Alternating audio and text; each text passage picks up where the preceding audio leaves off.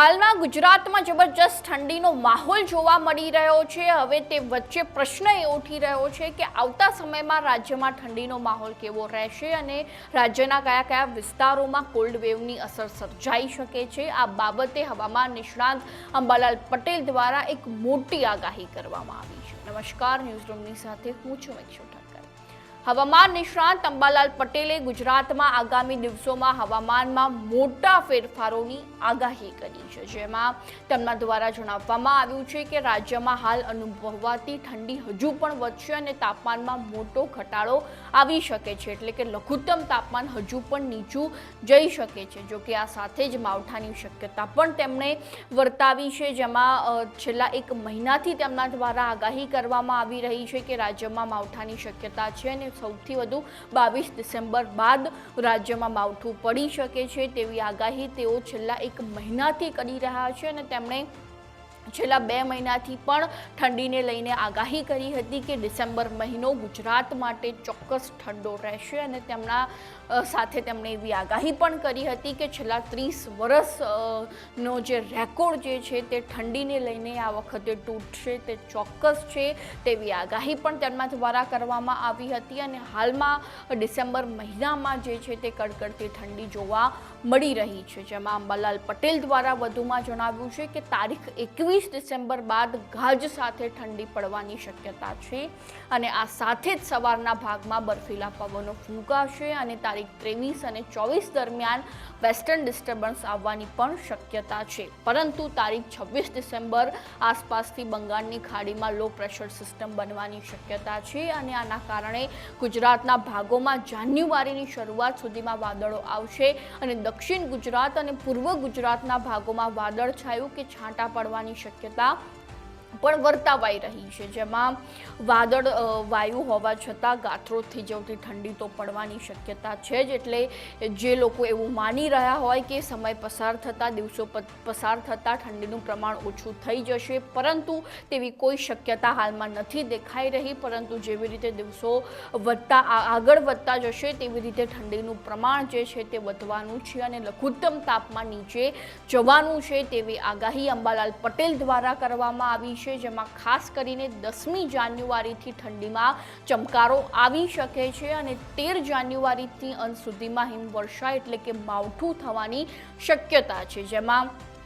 જો ખેડૂતો એવું માની રહ્યા હોય કે 22 ડિસેમ્બર બાદ એટલે કે ડિસેમ્બરના અંત સુધીમાં જ માવઠું પડશે, ત્યારબાદ માવઠાની કોઈ શક્યતા નથી, પરંતુ તેમણે આ અંબાલાલ પટેલની આગાહીને ખાસ સાંભળવી જોઈએ, કારણ કે આ સમાચારને ખાસ સાંભળવા જોઈએ, કારણ કે જાન્યુઆરી મહિનામાં પણ જે છે તે માવઠાની શક્યતા દેખાઈ રહી છે તેવું અંબાલાલ પટેલ દ્વારા જણાવવામાં આવ્યું છે અને જે ખેડૂતો રવિ પાક કરી રહ્યા છે તેમના માટે તો આ સૌથી મોટા સમાચાર છે, કારણ કે રવિ પાક માટે ખેડૂતોએ ખાસ એની નોંધ લેવાની છે કે માવઠું ક્યારે અને કયા વિસ્તારમાં અને કેવું રહેશે તે અંગેની નોંધ ખેડૂતોએ ખાસ રાખવી જરૂરી છે, જેમાં અંબાલાલ પટેલે વધુમાં જણાવ્યું છે કે આ વખતે પશ્ચિમી વિક્ષેપ નબળા આવ્યા છે, જે ચિંતાનો વિષય બની ગયો છે। જો પશ્ચિમી વિક્ષેપ મજબૂત હોય તો માવઠાની શક્યતા વધુ હોત, પરંતુ અંબાલાલ પટેલે એમ પણ જણાવ્યું છે કે જો વેસ્ટર્ન ડિસ્ટર્બન્સ નબળા આવે તો અને સાગર ભેજના કારણે વાદળો ન બને તો આગામી ચોમાસું નબળું પણ રહી શકે છે તેવી સંભાવના અત્યારથી જ અંબાલાલ પટેલ દ્વારા વ્યક્ત કરવામાં આવી છે અને તે અત્યારના સૌથી મોટા સમાચાર છે કે ક્યાંક ચોમાસું જે છે તે આ વર્ષે નબળું રહી શકે છે, પરંતુ અંબાલાલ પટેલ દ્વારા વધુમાં જણાવવામાં આવ્યું છે કે શરૂઆતના ચોમાસા બાદ થોડું સારું ચોમાસું આ વખતે મોડું પડી શકે છે, એટલે કે ભલે મોડું તો મોડું પરંતુ ચોમાસું જે છે તે સારું રહી શકે છે, જેમ કે શરૂઆતના સમયમાં ચોમાસું નબળું રહી શકે છે તેવી આગાહી અંબાલાલ પટેલ દ્વારા કરવામાં આવી છે અને ખાસ કરીને જેમના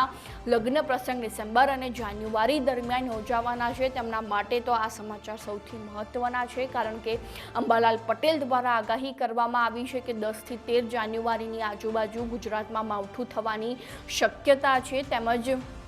22 ડિસેમ્બર બાદ પણ ગુજરાતમાં માવઠું થઈ શકે છે તેવી આગાહી તેઓ છેલ્લા 1 મહિનાથી કરી રહ્યા છે. એટલે કે જેમના ઘરમાં લગ્ન પ્રસંગ આવી રહ્યો છે, જેમના દીકરા દીકરીના લગ્ન પ્રસંગ યોજાવાના છે, તેમના માટે તો આ સૌથી મહત્ત્વના સમાચાર છે. કારણ કે તેમને ઠંડી અને માવઠા માટે તૈયાર રહેવું પડશે અને તેમની સાથે સાથે ખેડૂતોએ પણ રવિ પાકને લઈને આ સૌથી મોટા સમાચાર સામે આવ્યા છે કે જાન્યુઆરી મહિનામાં પણ માવઠું પડવાની શક્યતા છે. જેમાં અંબાલાલ પટેલે 2 મહિના પહેલાં તો 22 ડિસેમ્બર બાદ માવઠું પડવાની આગાહી તો કરી જ દીધી હતી, પરંતુ આ નવી આગાહી જે છે તે અંબાલાલ પટેલ દ્વારા કરવામાં આવી છે કે 10 થી 13 જાન્યુઆરીની આજુબાજુ માવઠું થઈ શકે છે. તો હવે આ વધુમાં અંબાલાલ પટેલે શું કહ્યું તેમની પાસેથી જ સાંભળી લઈએ. રાજ્યના ભાગમાં સવારના ભાગમાં ઠંડી પડી રહી છે. હજુ પણ લગભગ કચ્છના ભાગો, ઉત્તર ગુજરાતના ભાગો, પંચમહાલના ભાગો, ઉત્તર સૌરાષ્ટ્રના ભાગો, જામનગરના ભાગો અને લગભગ ગાંધીનગરના કેટલાક ભાગોમાં સવારે ઠંડીની શક્યતા રહે છે. કોઈ ભાગમાં ન્યૂનતમ તાપમાન 5 ડિગ્રી સેલ્સિયસથી નીચું જવાની શક્યતા રહે છે. કચ્છના ભાગમાં 10 ડિગ્રી સેલ્સિયસથી નીચું જવાની શક્યતા રહે છે.